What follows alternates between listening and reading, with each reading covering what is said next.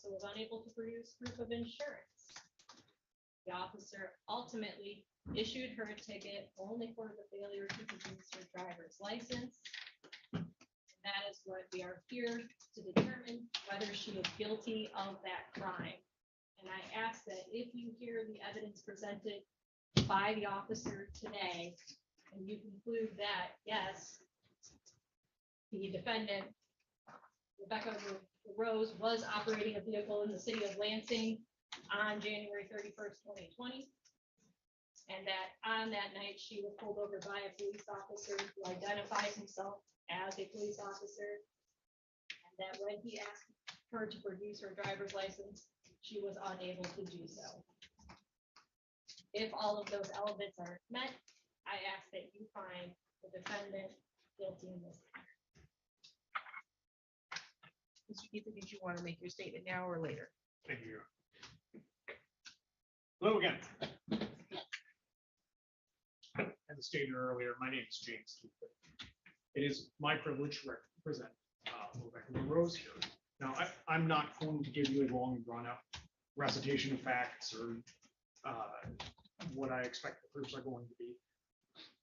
I'm just going to ask you to keep a couple of things in mind. As you were instructed by the court, one of your roles as a juror, as jurors, is to keep an open mind as you're listening to the proofs and not make a decision until you've been dismissed to go into the jury. I'm also going to remind you that Ms. LaRose enjoys the presumption of innocence in this matter. It is entirely on the state to prove each and every element of this offense beyond a reasonable doubt. And if they are unable to do so, that presumption means that the verdict would have to be not guilty. I'm just going to ask you to keep those few things in mind as you listen to the person. Thank you.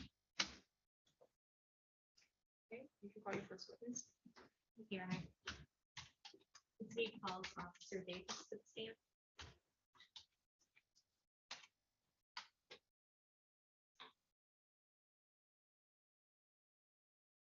Do you solemnly swear or affirm the testimony you're going to give is the truth and the whole truth under penalty of perjury? I do.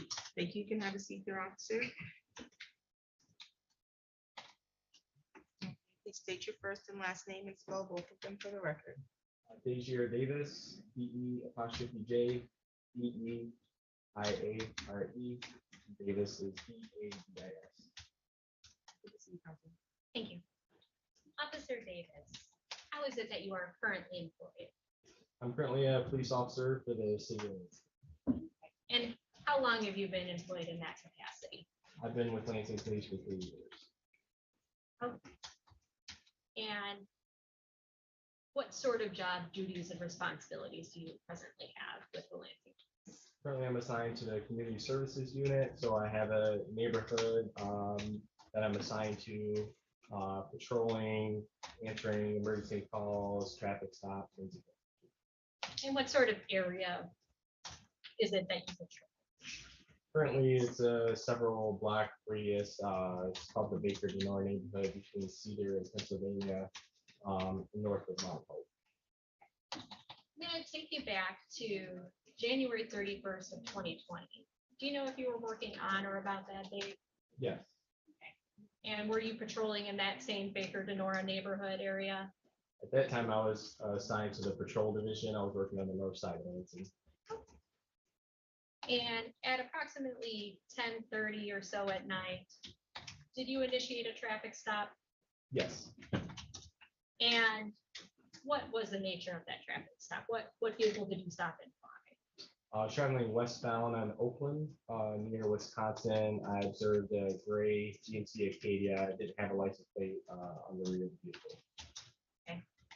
And is operating a vehicle without a license plate, is that a violation of the motor vehicle code in your understanding? Yes, it is. And after you initiated that traffic stop, what happened after that?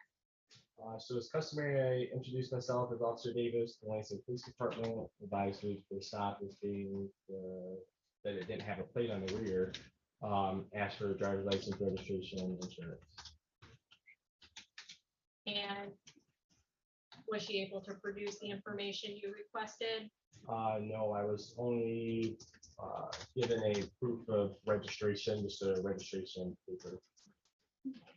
So you identified yourself as a police officer, correct? Correct, And you asked for her to produce a driver's license? correct. Was she seated behind the driver's seat of the vehicle? Yes.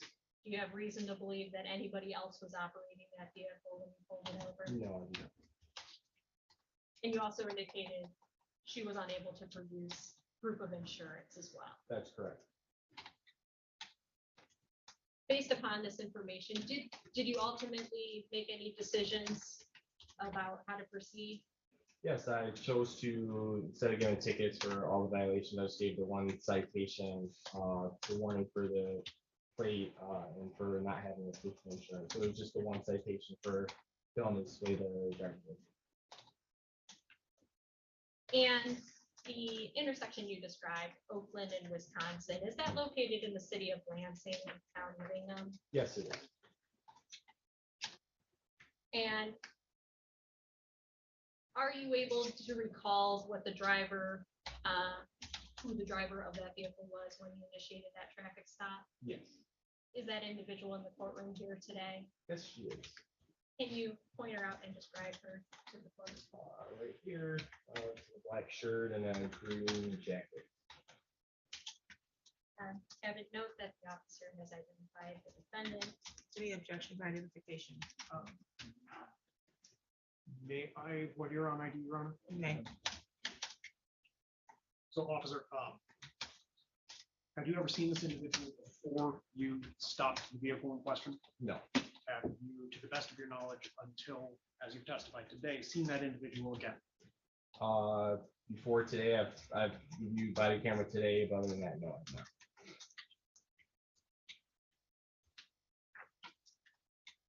What color was the individual's hair on that day? I don't recall. Do you remember anything what that individual was wearing at that time? No, not Was there anything about that individual's appearance in particular that stuck out to you? glasses primarily. Just glasses? Yeah. Okay, so you don't remember hair color? Is that correct? Nodding doesn't create a record for the court reporter. Just waiting for you to finish the Yeah, question. so- The answer would be no, I do not recall right now. This present. And you don't remember, there weren't any specific distinguishing marks, right? No.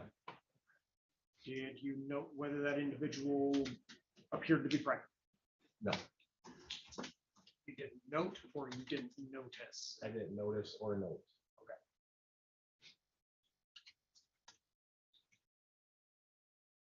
So at this point, the only distinctive thing you remember is that the person wore glasses. I recognize the face. I see.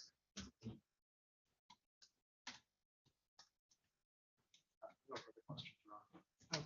Any objections to identification? No objection. Identification is noted. You can continue. Thank you, Your Honor. Now, you had indicated that you noted a few traffic violations. Proof of insurance and the license plate missing from the very back of the vehicle. Is there a reason why you didn't issue a citation for those? Typically, I try to be as fair as I can, so I usually don't like to give numerous citations at once. I try to be fair and just give one if I can, which is what I did at that time instead of doing the full 3, just to do the one. No further questions from the city. Cross-examination.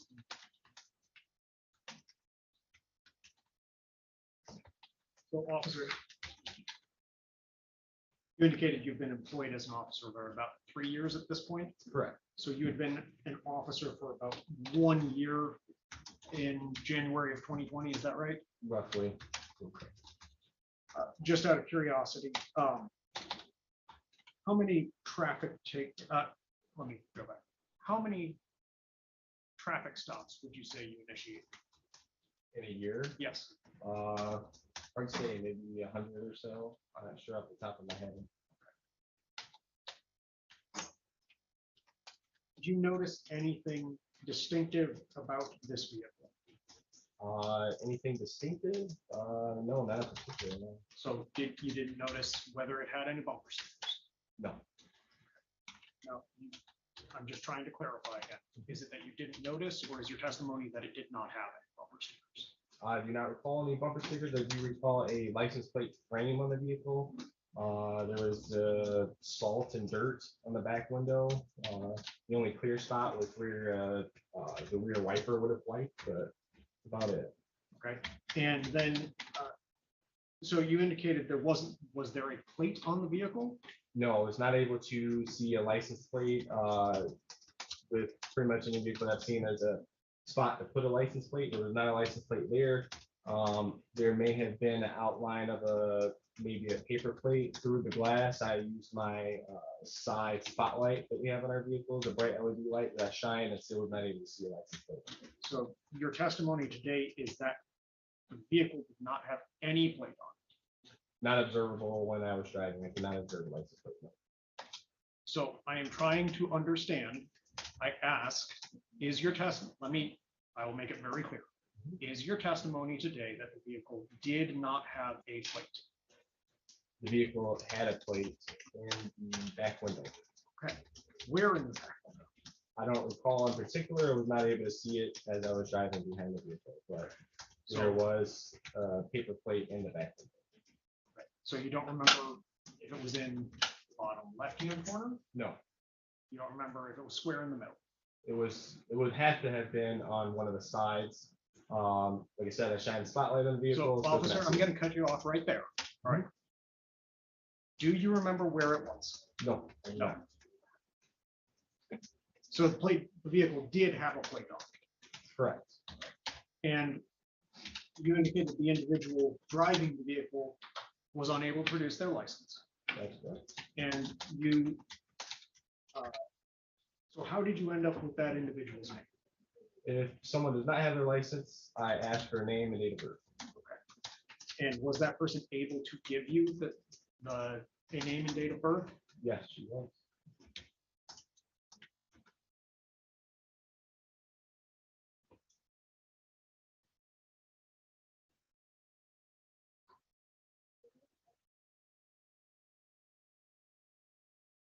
I have no further questions. Redirect. Briefly, Your Honor. Once an individual gives you their name and date of birth, what do you do with that information? Take the name and date of birth. We have what's called Lane.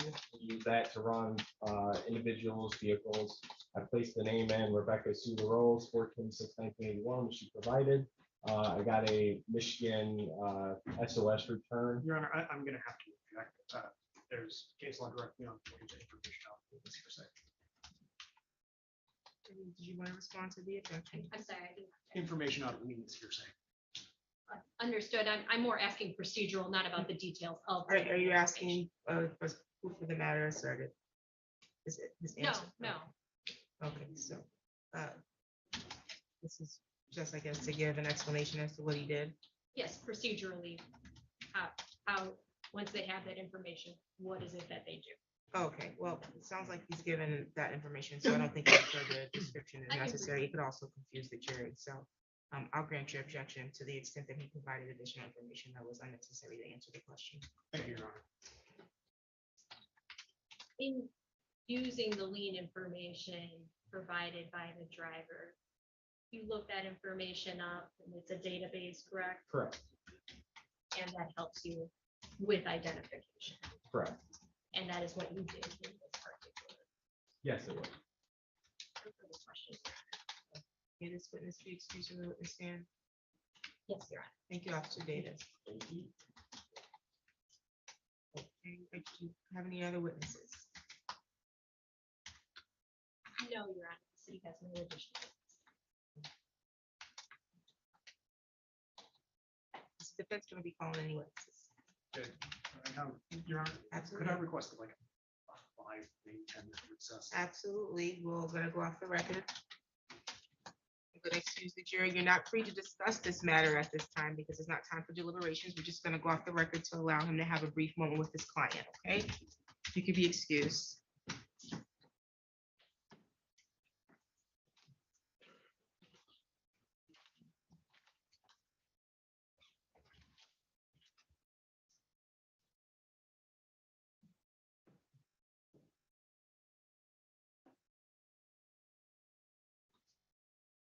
Okay, we're off the record. I've got about 3 people in my waiting room anyway, so you may want to go in one of the conference rooms.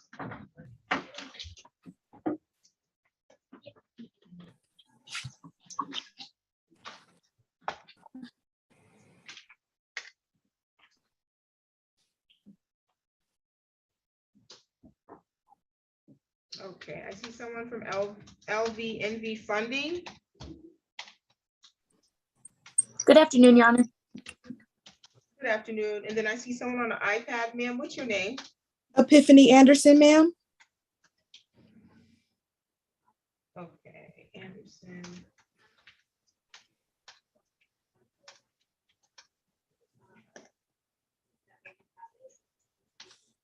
And then there's somebody else that is on.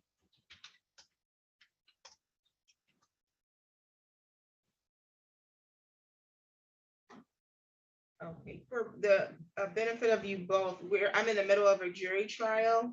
So the matters were supposed to be reset. You would not have gotten notice, obviously, because they were reset today. But because you're both here on pre-trials for a general civil matter, and we're in the middle of a brief recess on the trial, I'm going to see if your other parties are here or not, because I can address it at this time.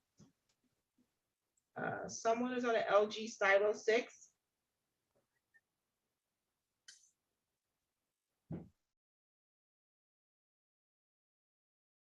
Hello?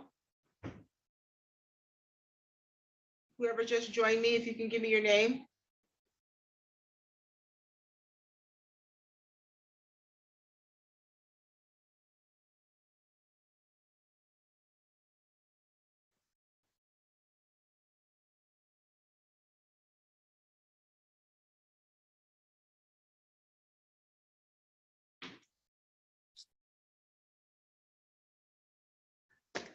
Oh, they're not responding.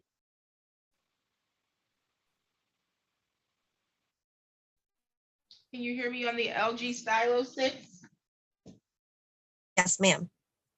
What's your name? Miranda.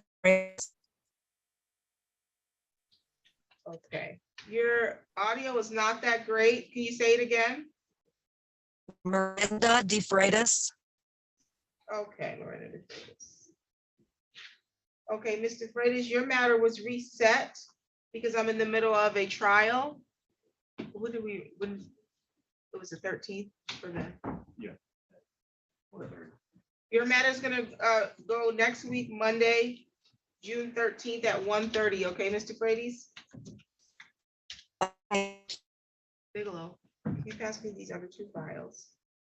I have someone from LBNP and then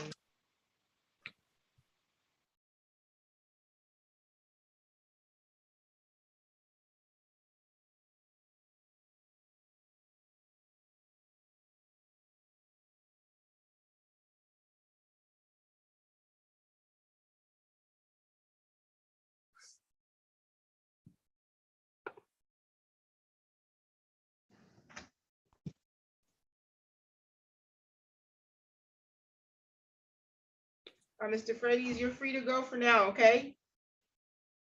Thank you. Have You too.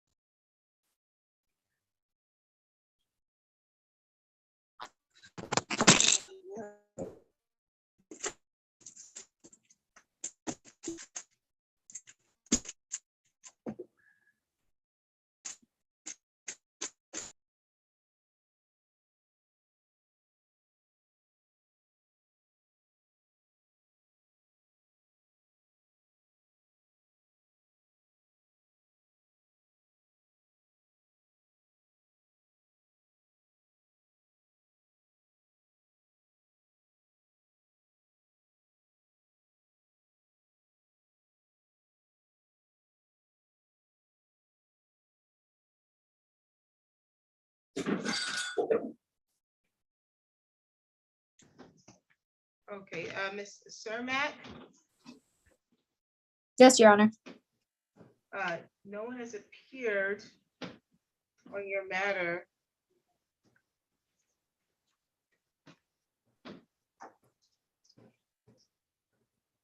On behalf of Erin White, so you can submit a default judgment. Your Honor, if I may, this has been paid in full and we're going to be dismissing this with prejudice. So hopefully you will receive a dismissal in the mail in a few days here. Okay, do you have a copy of the dismissal? Because you can email it to Judge Simmons courtroom at lansingmi.gov.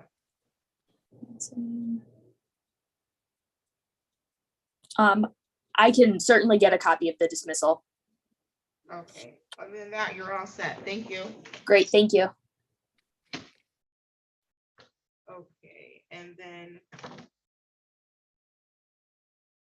Ms. Epiphany Anderson, nobody's appeared on behalf of Midland Credit.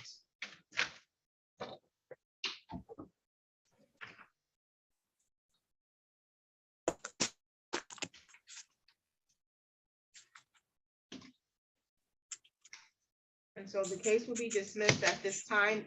If they file a motion to set aside the dismissal, then you'll get notice to reappear, okay? Judge, they actually sent me a order of judgment not including statutory interest. They sent that to me last week and I got it and I signed it and I sent it back to them. It's essentially, I guess, to settle out so that I would pay what was owed. Okay. Well, they didn't appear before the court today, nor did they notify me, so I don't know what you have. Okay, And they have an attorney, so they should have known that they could have appeared and provided the court with whatever information you have. And if there was a situation where they're trying to negotiate a resolution, then the court should have been made aware of that, and we've not been made aware. So again, I'm gonna dismiss this case today. Because of what you're just telling me, it's likely that they'll file a motion to reinstate. If they do, you'll get notice for a new date, okay, ma'am? yes, ma'am. Okay, you're all set for now. Okay, thank you, Judge. You're welcome.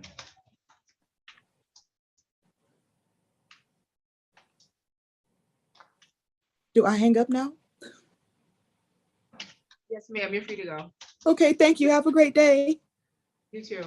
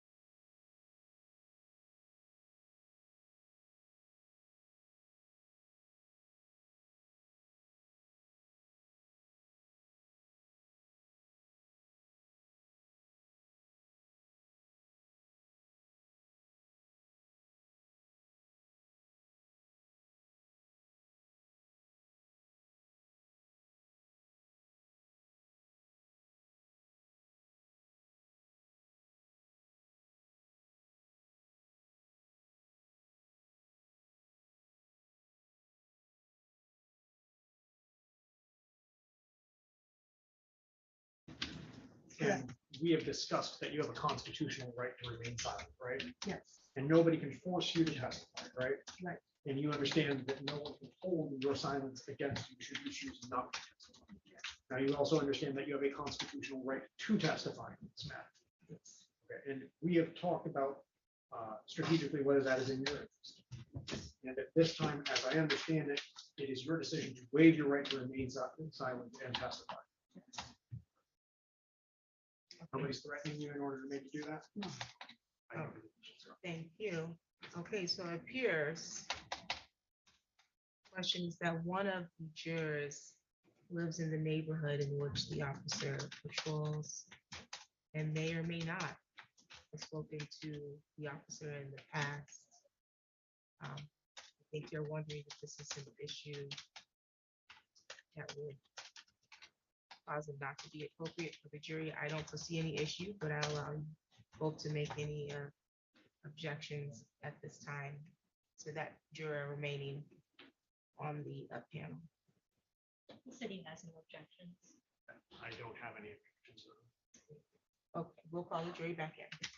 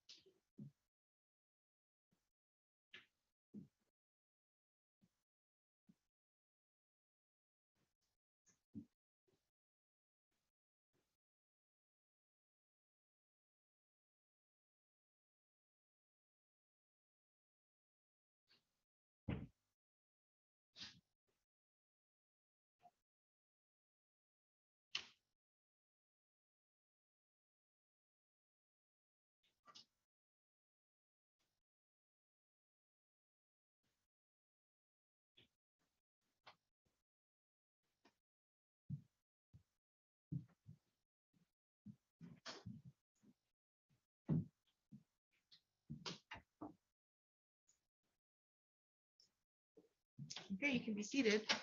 Okay, and Mr. Keegan, you are your witness. Thank you, Your Honor. At this time, the defense will call Rebecca LaRose.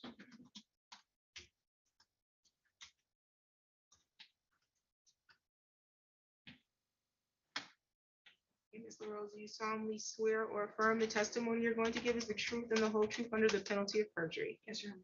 Thank you. You can have a seat there, ma'am. And counsel, you can proceed. Good afternoon, Ms. LaRose. So I want to take you back to January 31st of 2020. Do you have any, well, strike that. Where were you working back in January of 2020? Sure. You were working at Crawford. What did you do there? I was a chef in wine. Do you know what you would have been doing at about 10:42 p.m. on January 31st of 2020? Closing down the line. Okay. Were you driving a car at that time? And do you own a, or at the time, did you own a gray GMC? Yes. And was that an SUV? It's a drink mix. Okay. Is it an Acadia? No. What model is it? It's a terrain. On January 31st of 2020, were you driving your vehicle at about 10:42 p.m.? No, Did you get stopped by Officer Davis? No. In fact, before today, have you ever seen Officer Davis? No. Did you receive a traffic ticket on that day? no, No. Of course, you already testified. You own that vehicle, right? yes, Did somebody else have access to your vehicle? yes. Who had access to your vehicle? My boyfriend. Now, I'm going to go out on a limb and assume that your boyfriend is not going to get mistaken for you. Right. Specifically because I assume in that you've said boyfriend, he's a man, right? Correct. Okay. How is it that you, well, do you know whether he gave access to your vehicle to somebody else? I'm not aware of it. He never told me.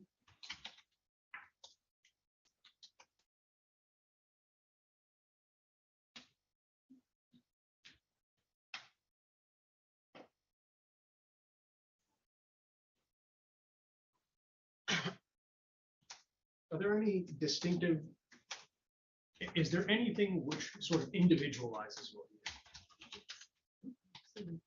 I had a Batman symbol above the license plate holder, and I had a kayaking decal on the side. And do you still own that vehicle? No, I do. Okay, at the time when you did own that vehicle, did it have a license plate on it? Yes. Was it a paper plate? No.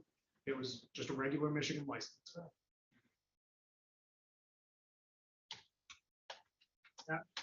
On January 31st of 2020, did you have a valid Michigan driver's license? Yes, we did. I have no further questions. Your Honor. Process your motion.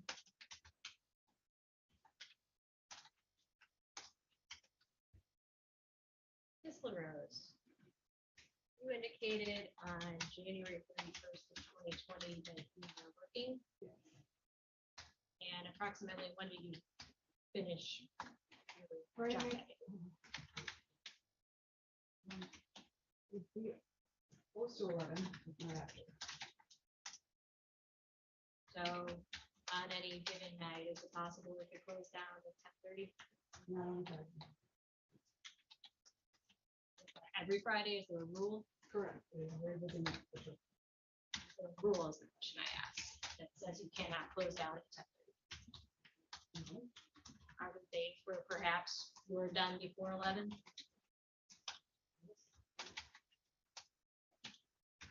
And on the night in question, did you give permission to anyone else to drive your vehicle? My boy. Does your boyfriend look like you in any way? Good to see you. Here, up here, short, Male? yeah. Okay. Does anybody else have access to your keys to that vehicle in question? No.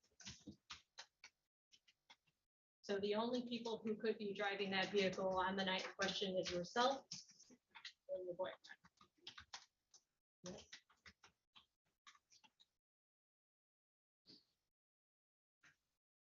And does your boyfriend wear glasses? No.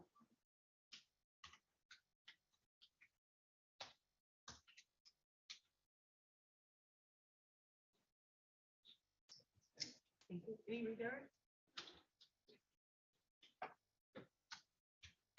Ms. LaRose, I just want to clarify. Your boyfriend, did he have his own set of keys for the vehicle? Yes. Do you know what he was doing with those keys while you were at Objection, work? Your Honor, that calls for speculation. Actually, Your Honor, No, I I think believe you it does opened the not. door. You opened the door because you asked who was driving the car. So I think he has a right to clarify that at this point. You were gonna say something. Also, it's not speculative. I'm asking whether she knows what he does with the keys. I would agree it's not speculative, it's speculative as well, so the objection is overruled. Do you know what he did with the keys while you were at? No. I have no further questions. Okay, may this witness be excused from the witness stand? Yes, sir. Thank you. Ms. Simmons. Any additional witnesses? No, none on behalf of the council. Any rebuttal witnesses? Yes, Your Honor, the city calls to the stand Officer Davis again. Stand. Okay, officer, you're still under oath to tell the truth under penalty of perjury. You can be seated. Officer Davis, have you had an opportunity to review any tickets or body camera footage prior to the trial here today? Yes, I have. Both of those, the video as well as your ticket? Correct. I would review both. And upon that, did that refresh your memory of that night occurrence back in January of 2020? Yes. Was there any question as to whether the driver of that vehicle was a male with a beard? No, it was not. You have previously testified that the individual was a female with glasses, as you noted, and that she had a memorable face. Correct. As you testified. Do you have any question as to the identity of whether that person is present here in the courtroom today? Absolutely not. No further questions, Your Honor. Or any thoughts? No, Your Honor, thank you. Okay, thank you, Officer Davis. Any additional rebuttal witnesses? None, Your Honor. Okay.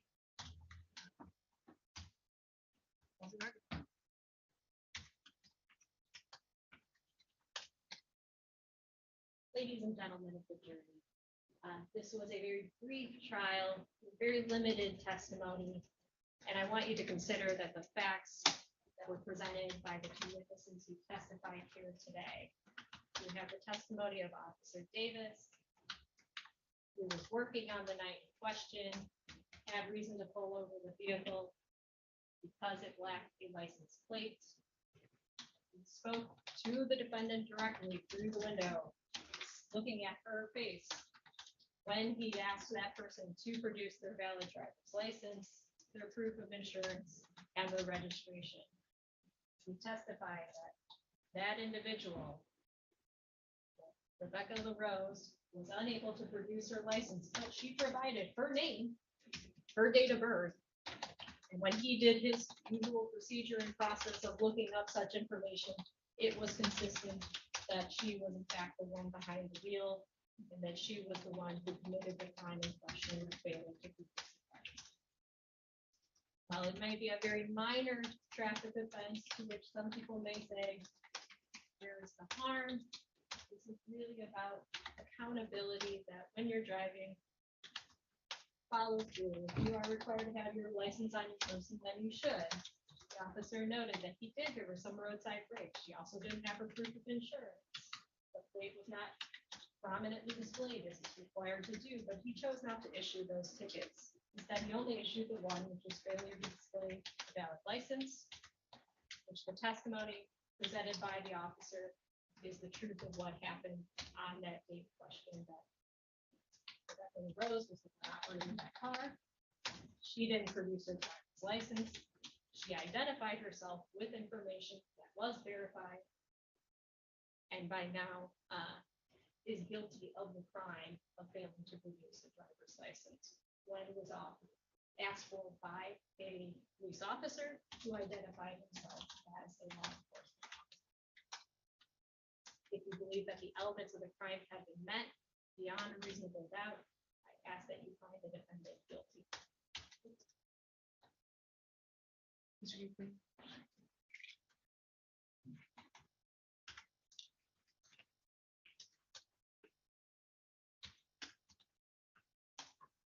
So, as was stated repeatedly at the beginning of this, the burden of proof here is beyond a reasonable doubt. It is the absolute highest burden of proof in our legal system. It's required that the prosecution prove each element of this offense beyond a reasonable doubt. And that includes the identity of the individual who was driving the vehicle. Now, of course, you heard from the officer. You heard from Ms. LaRose. The officer indicates he's very confident it was Ms. LaRose. But when asked for details about who it was, the only thing he was really able to point out as being distinctive was that the individual was wearing glasses. I'm wearing glasses. At least two of you are wearing glasses. Lots of people wear glasses. Now, of course, we're not maintaining that was on some level Miss LaRose's boyfriend driving the car. She doesn't know who was driving the car because she didn't have the car at that time. She wasn't driving the car. As she testified, she was at work. And she was testified it's Friday at Tropo. She was there at work every Friday, working in the kitchen, restaurant.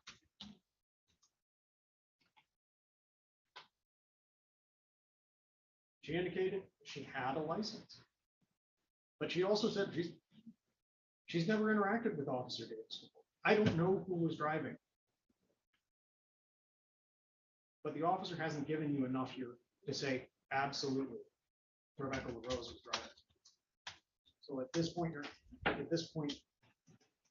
you're going shortly. You're going to hear a few more instructions from the judge, and you're going to be released back into the jury room to begin deliberations. As you're discussing the case, you're going to have sort of three options of sort of generalized areas that you fall into. One is going to be, well, I believe the officer completely. Everything he says, it seems like it must be true. If that's the case, then your verdict should be guilty. Now, you also have the option, or you may fall into a camp of believing absolutely everything Rebecca LaRose believes or said is true. If that's the case, then your verdict should be not guilty. The question comes when you're stuck between those 2 points, when you're stuck somewhere in the middle. If you think you believe the officer pretty much, but you're not sure, maybe what she's saying is true. Maybe she wasn't driving the car. And if you have doubts, then your verdict should be not guilty. In fact, it has to be not guilty because, again, she enjoys that presumption of innocence. As jurors, you have to come into this already believing, or at least already assuming her to be innocent, and that the state, or excuse me, the city has to prove beyond any reasonable doubt that she is in fact guilty. And so I'm going to ask you to come back with a verdict of not guilty. Thank you. Thank you. And ladies and gentlemen of the jury, I am going to again give you a brief opportunity to stretch while the attorneys and I go over some final instructions. And then we'll come back, issue your final instructions, and you'll be free to deliberate. You're not free to discuss this matter at this time, though. You'll have to hold all that discussion until I release you with the final instructions for deliberation purposes, okay? So right now you can stretch, get some water, have a snack, and then we'll be back in here. You can be excused.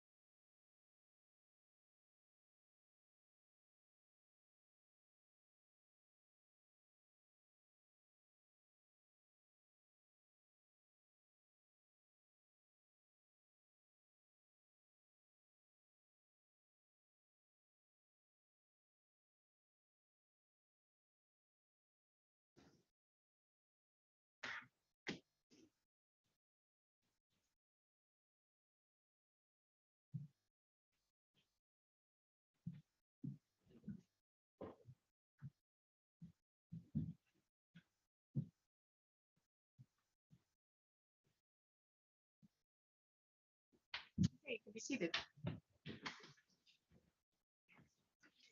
Ladies and gentlemen.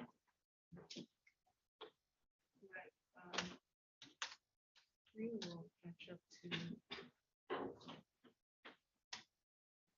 this screen.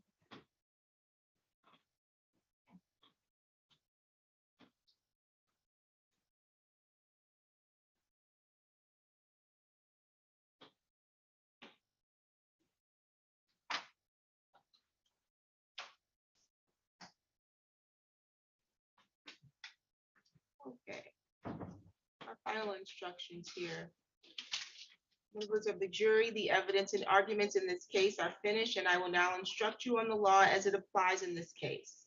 Remember that you have taken an oath to return a true and just verdict based only on the evidence and my instructions on the law. You must not let sympathy or prejudice influence your decision. As jurors, you must decide what the facts of this case are. This is your job and no one else's. You must think about all the evidence and then decide what each piece of evidence means and how important you think it is. This includes whether you believe what each of the witnesses said. What you decide about any fact in this case is final. It is my duty to instruct you on the law. You must take the law as I give it to you. If a lawyer says something different about the law, follow what I say. At different times, I have already given you some instructions about the law. You must take all my instructions together as the law you are to follow. You should not pay attention to some instructions and ignore others. To sum up, it is your job to decide what the facts of the case are, to apply the law as I give it to you, and in that way, decide the case. A person accused of a crime is presumed to be innocent, which means you must start with the presumption that the defendant is innocent. This presumption continues throughout the trial and entitles the defendant to a verdict of not guilty unless you are satisfied beyond a reasonable doubt that she is guilty. Every crime is made up of parts called elements. The prosecutor must prove each element of the crime beyond a reasonable doubt. The defendant is not required to prove her innocence or to do anything. If you find that the prosecutor has not proved every element beyond a reasonable doubt, then you must find the defendant not guilty. A reasonable doubt is a fair, honest doubt growing out of the evidence or lack of evidence. It is not merely an imaginary or a possible doubt, but a doubt based on reason and common sense. A reasonable doubt is just that, a doubt that is reasonable after a careful and considered examination of the facts and circumstances of this case. When you decide the case and decide on your verdict, or when you discuss the case and decide on your verdict, you may only consider the evidence that was or has been properly admitted in this case. Therefore, it is important for you to understand what is evidence and what is not evidence. Evidence include only the sworn testimony of witnesses, the exhibits admitted into evidence, and anything else I have told you to consider as evidence. This always only happens when it's time to read your instructions. I don't know what causes it.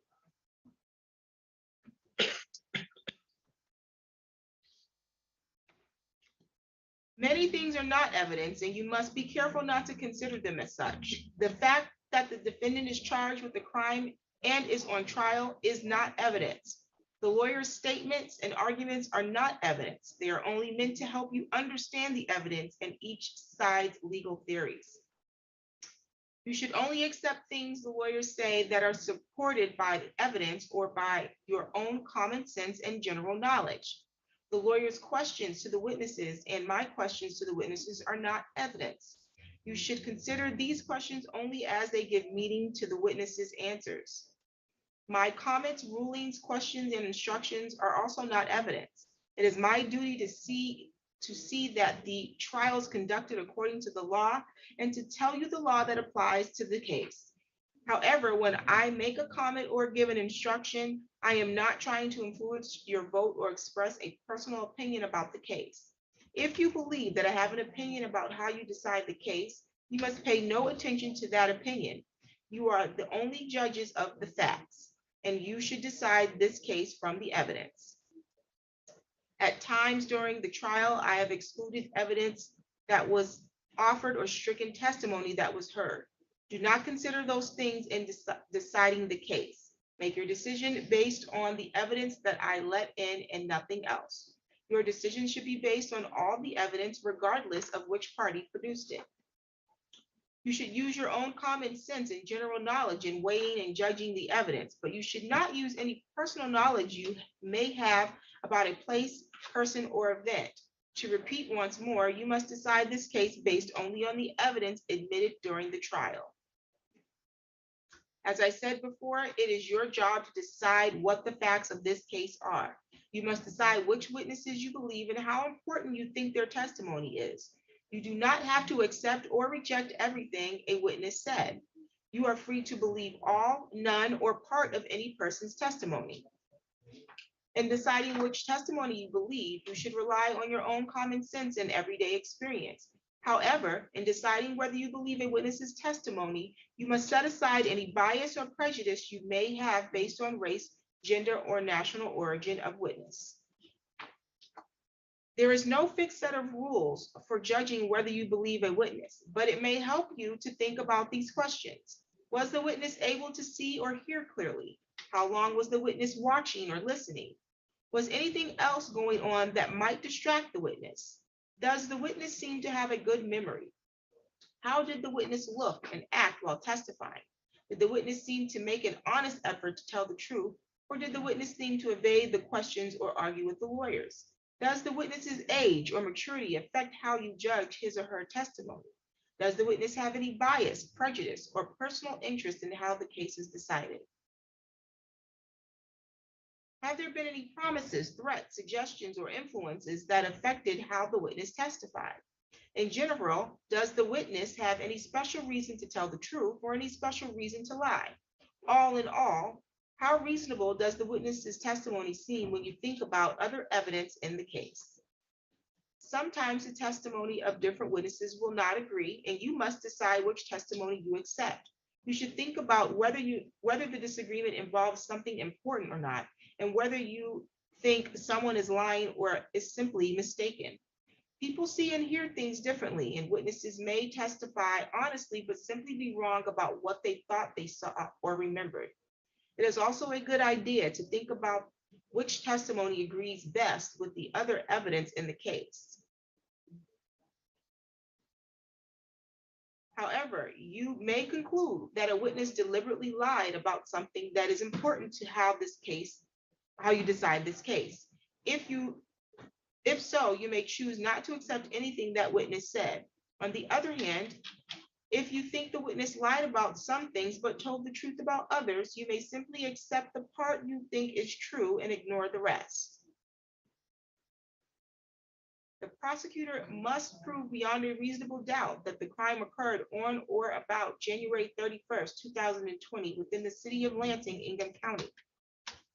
When you go to the jury room, you may take a written copy of the jury instructions with you along with your notes. You should first choose a foreperson. The foreperson should see to it that your discussions are carried out in a business-like way and that everyone has a fair chance to be heard. During your deliberations, please turn off your cell phones or other communication equipment until we recess. A verdict in a criminal case must be unanimous. In order to return a verdict, it is necessary that each of you agrees on the verdict. In the jury room, you may discuss the case among yourselves, but ultimately each of you will have to make up your own mind. Any verdict must represent the individual considered judgment of each juror. As you discuss the case, you should think about all my instructions together as the law you are to follow. It is your duty as jurors to talk to each other and to make every reasonable effort to reach an agreement. Express your opinions and the reasons for them, but keep an open mind as you listen to your fellow jurors. Rethink your opinions and do not hesitate to change your mind if you decide you were wrong. Try your best to work out your differences. However, although you should try to reach agreement, none of you should give up your honest opinion about the case just because other jurors disagree with you, or just for the sake of reaching a verdict. In the end, your vote must be your own, and you must vote honestly and in good conscience. Possible penalties should not influence your decision. It is the duty of the judge to fix the penalty within the limits provided by law. If you want to communicate with me while you are in the jury room, please have your foreperson write a note and give it to the court officer. It is not proper for you to talk directly with the judge, lawyers, court officers, or other people involved in the case. As you discuss the case, you must not let anyone, even me, know how your voting stands. Therefore, until you return with a unanimous verdict, do not reveal this to anyone outside the jury room. When you go to the jury room to deliberate, you may take your notes and you'll get a copy of the full instructions. If you want to look at any or all of the reference documents or exhibits, which none have been admitted, you would ask, but there are no exhibits. When you go to the jury room, you will be given a written copy of the instructions you have just heard. As you discuss the case, you should think about all my instructions together as a law you are to follow. You may return a verdict of guilty of the alleged crime or not guilty. I have prepared a verdict form listing the possible verdicts. Facts can be proven by direct evidence from a witness or an exhibit.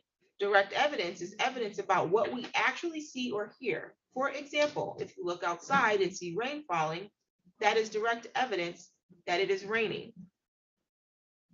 Facts can also be proved by indirect or circumstantial evidence. Circumstantial evidence is evidence that normally or reasonably leads to other facts. So taking that same example, if you see a person coming from outside wearing a raincoat covered with small drops of water, that could be circumstantial evidence that it is raining. You may consider circumstantial evidence. Circumstantial evidence by itself or a combination of circumstantial evidence and direct evidence can be used to prove the elements of the crime. In other words, you should consider all evidence that you believe. You may consider whether the defendant had a reason to commit the alleged crime, but a reason by itself is not enough to find a person guilty of a crime. The prosecutor does not have to prove that the defendant had a reason to commit the alleged crime. He or she only has to show that the defendant actually committed the crime and that he or she meant to do so. The defendant's intent may be proved by what she said, what she did, how she did it, or by any other facts and circumstances and evidence. You should not decide the case based on which side presented more witnesses. Instead, you should think about each witness and each piece of evidence and whether you believe them. Then you must decide whether the testimony and evidence you believe proves beyond a reasonable doubt that the defendant is guilty. You have heard testimony from a witness who is a police officer. The testimony is to be judged by the same standards you use to evaluate the testimony of any other witness. And that concludes our jury instructions. And I have a cup here that has a number for each of you here. And someone is going to be lucky enough to not have to make a decision on this case. You choose a number for me before you leave.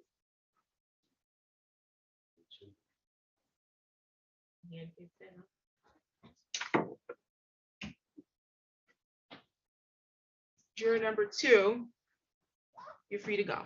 Thank you for your service.